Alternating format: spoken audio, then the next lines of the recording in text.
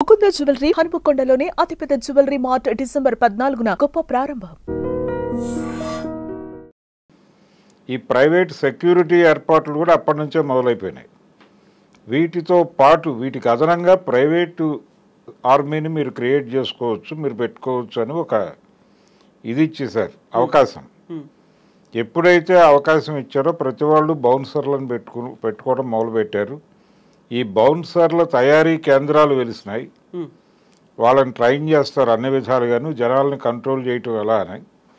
అక్కడి నుంచి ఆ రిక్రూట్మెంట్ సెంటర్ నుంచి రిక్రూట్ అవుతూ ఉంటారు. ఈ ప్రైవేట్ ఆర్మీ ఎక్కడి వరకు అంటే కేవలం బయటకు వెళ్ళినప్పుడు, పబ్లిక్ ఫంక్షన్స్కి వెళ్ళినప్పుడు ఏదైనా ఇబ్బంది అవుతుందేమో అనే ఉద్దేశంతో అంతవరకే.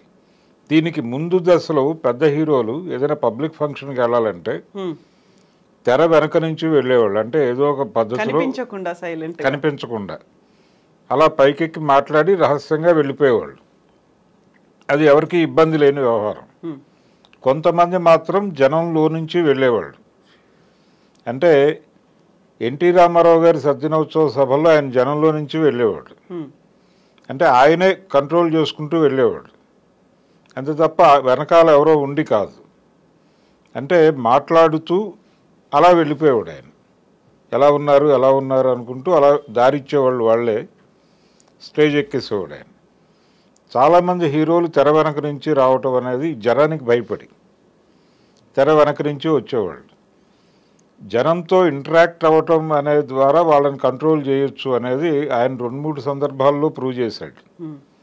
రాముడు భీముడు షూటింగ్ నాగార్జున సాగర్లో చేసినప్పుడు ఆ రోజున గవర్నమెంట్ చేతులు ఎత్తేసింది. అంటే మేము మనుషుల్ని పంపలేము, మేము పోలీసుని అంత సెక్యూరిటీ మేము ఇవ్వలేము, సెక్యూరిటీ కల్పించలేని పరిస్థితి. అంటే వేరే ఇంకేవో ప్రోగ్రామ్స్ ఉన్నాయి ఆ రోజు, అందుకని మేము సెక్యూరిటీ కల్పించలేము, పోలీసులను అలర్ట్ చేయలేని పరిస్థితి ఉందని చెప్పారు. షూటింగ్ వాయిదా వేసుకుందాం అనుకున్నాడు ఆయన, రామానాయుడు గారు. ఇది ఆయన చాలా ఇంటర్వ్యూల్లో చెప్పాడు రామానాయుడు గారు. చెబితే ఏం అక్కర్లేదు, మీరు షూటింగ్ జరిపేయండి, నేను చూసుకుంటాను జనాలు వస్తే అన్నాడు ఈయన, రామారావు గారు. నిజంగానే పబ్లిక్ వచ్చారు. ఈయన వెళ్ళి ఇప్పుడు ఒక పాట షూటింగ్ ఉంది, మీరు చూడండి దూరంగా నిలబడి, అయిపోయిన తర్వాత నేనే మీ దగ్గరకు వచ్చి మాట్లాడతాను, మీరు షూటింగ్కి ఇబ్బంది పెట్టకండి, మీరు ఎంత తొందరగా సహకరించి అవగొడితే అంత తొందరగా మిగిలిన టైం అంతా మీతో గడుపుతాను నేను అని చెప్పాడు నిలబడి. అంతే, జనాలు దూరంగా వెళ్ళిపోయి చూడటం మొదలుపెట్టారు. షూటింగ్ అయిపోయింది, ఆయన 2 గంటలు వాళ్ళతో మాట్లాడేసి వెళ్ళిపోయాడు. అయిపోయింది, ఎవరికి ఏ టెన్షను లేదు. ఇలా ఉండేది ఒక కల్చర్. ఎంత సిన్సియర్గా చెప్పారో అంత సిన్సియర్గా వాళ్ళు కూడా ఆచరించారు. అంటే చెప్పేది అంటే మీరు కాంట్రాక్ట్ చేయాలి కదా ప్రజలతో.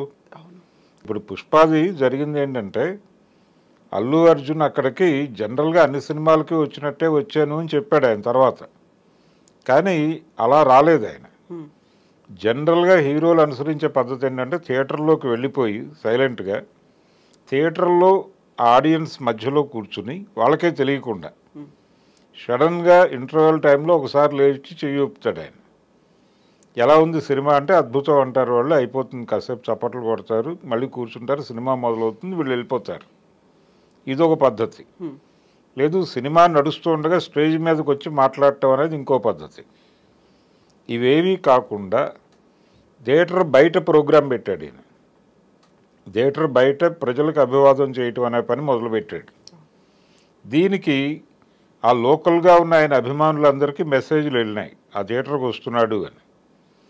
అంటే ఆయన పిఆర్ టీం పంపించేసింది. దాంతో వాళ్ళు వచ్చేసారు. ఆ థియేటర్ కెపాసిటీ ఎంత అనేది ఎవరికి తెలియదు. ఇప్పుడు థియేటర్ల పరిస్థితి ఎలా తయారైందంటే, ఇవన్నీ కూడా 2 వీలర్స్ ఎక్కువగా ఉన్నప్పుడు డిజైన్ చేసినటువంటి థియేటర్స్. పార్కింగ్ ఇప్పుడు 500 సీటింగ్ కెపాసిటీ ఉంటే అందులో 250 కార్లు వస్తున్నాయి. ఈ కార్లను ఎలా అకామిడేట్ చేయాలో వాళ్ళకి అర్థం కావట్లేదు. ఈ గందరగోళం మధ్యలో 2 థియేటర్లు ఉన్నాయి అక్కడ. 2వ థియేటర్కి వచ్చినటువంటి కార్లు దాంతో ఒకవైపు ప్యాక్ అయి ఉంది. ఆ 2వ వైపు చాలా తక్కువ, దాదాపు 10 కార్ల కంటే పట్టే ప్లేస్ లేదు అక్కడ. ఈ గందరగోళం మధ్యలోకి ఇతను వచ్చి నిలబడ్డాడు. బయట అభిమానులు ఉన్నారు, వీళ్ళని కంట్రోల్ చేయడానికి బయట రోడ్డు మీద ట్రాఫిక్ ఉంది. దాంతో పోలీసులు లాఠీచార్జీ లాంటిది చేశారు అక్కడ. దాంతో ఈ ప్రజలు థియేటర్లోకి వచ్చేసారు, ఫ్యాన్సే వచ్చారు. ఈ ఘర్షణ మధ్యలో జరిగినటువంటి సంఘటన అది, ఆ తోపులాటలు అన్ని. ఆ తోపులాటలు. ఆ అమ్మాయి చనిపోవటం, రేవతి అనేటువంటి అమ్మాయి చనిపోవటం అనేది అక్కడ అలా జరిగింది. అది ఆయనకేమో బౌన్సర్లు ఉంటారు కాబట్టి ఆయనకు వచ్చిన ఇబ్బంది ఏం లేదు. వాళ్ళు ప్రొటెక్ట్ చేస్తూ లోపలికి తీసుకెళ్లి కూర్చోబెట్టి ఆయన బయటకు తీసుకెళ్ళిపోతారు. అది వాళ్ళ బాధ్యత, సెక్యూర్డ్ గా ఉంచడమే వాళ్ళ బాధ్యత. కానీ ఈ అమ్మాయికి బౌన్సర్లు లేరు. ఈవిడ కేవలం అల్లు అర్జున్ని చూడటం కోసం వెళ్ళలేదు అక్కడికి, తన కుమారుడికి సినిమా చూపించడం కోసం తీసుకెళ్లారు అంతే. దాంతో ఆవిడ ప్రాణం కోల్పోవాల్సి వచ్చింది. అతను చాలా కాలం హాస్పిటల్లో సఫర్ అయ్యాడు పిల్లాడు. ఈ కండిషన్ అంటే ఏం కన్వే చేయదలుచుకున్నాడు అల్లు అర్జున్ అక్కడికి రావటం ద్వారా? ఒక ప్రచారంలో భాగంగా వచ్చాడు అక్కడికి. ప్రచారం, ఆ సినిమాకు ఒక పబ్లిసిటీ క్రియేట్ చేయటము, బజ్ క్రియేట్ చేయటంలో భాగంగా వచ్చాడు. అక్కడ ఆయన ప్రయోజనం ఉంది.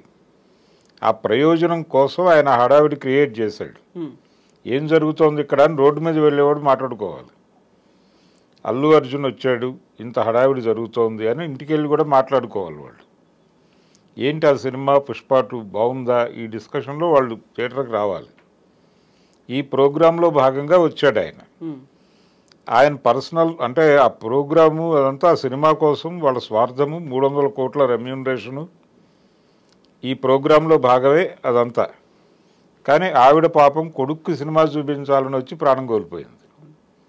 అందుకని ఏ ప్రోగ్రాం ఎక్కడ చేయాలి అనేది ఒక విచక్షణతో చేయాలి అంతే తప్ప గ్రాంటెడ్. నేను ఇంతకుముందు కూడా చాలాసార్లు వచ్చాను, అప్పుడు ఎప్పుడూ జరగలేదు, ఇప్పుడు జరిగింది అంటే అప్పుడున్నటువంటి పరిస్థితులు ఇప్పుడున్నటువంటి పరిస్థితులు ఇవన్నీ మీరు ఏవైనా బేరీజ్ వేసుకుని డిజైన్ చేశారా? ఎక్కడ ఈవెంట్ చేస్తున్నాము, ఆ ప్లేస్కు ఉన్నటువంటి కెపాసిటీ ఏమిటి అనే దానికి సంబంధించి కనీసపు అధ్యయనం చేయాలి కదా మీరు. అది కూడా చేయలే, అంటే బాధ్యతారాహిత్యం. అలా ఆ ఇన్సిడెంట్లో ఒక బాధ్యతారాహిత్యం ఖచ్చితంగా ఉంది. ఆయన ఏదో సారీ చెప్పాడు, 25 లక్షలు ఇచ్చేశాడు అనేది కాదు ఇష్యూ అక్కడ. కానీ ఒక ఇర్రెస్పాన్సిబిలిటీ అనేది చాలా క్లియర్గా కనిపిస్తుంది. దానికి బాధ్యత వహించాలి వాళ్ళు. కనీసం కన్ఫెస్ అవ్వలేదు వాళ్ళు. మా బాధ్యతారాహిత్యం వలన జరిగింది అనే మాట వాళ్ళ దగ్గర నుంచి బయటకు రాల. జరిగింది దురదృష్టం అని చెప్పాడు. చెప్పి ఈ సంఘటన చూసి ఫ్యామిలీస్ సినిమాకి రాకుండా దూరంగా ఉండొద్దు, మేము మీకోసమే సినిమాలు తీస్తున్నామని చెప్పాడు ఆయన. అంటే మీ భద్రత మాకు సంబంధం లేదు, కానీ మీరు వచ్చి టికెట్లు కొని మాకు డబ్బులు ఇవ్వండి అని చెప్పడమే. సో ఎవరు మా తప్పు కాదు అనే స్టేజ్ అక్కడ కనిపించింది. పోలీసులు మాకు ఇంటిమేట్ చేయలేని అన్నారు. ఇక్కడ ఉన్నటువంటి థియేటర్ ఓనర్లు కూడా అదే మాట చెప్తున్నారు. నేను చెప్పి వచ్చాను అనే మాట హీరో చెప్తున్నారు. అక్కడ చాలా ఇర్రెస్పాన్సిబుల్గా వ్యవహరించారు అందరూ. కాబట్టి అది ఒక ప్రత్యేకమైన సంఘటన.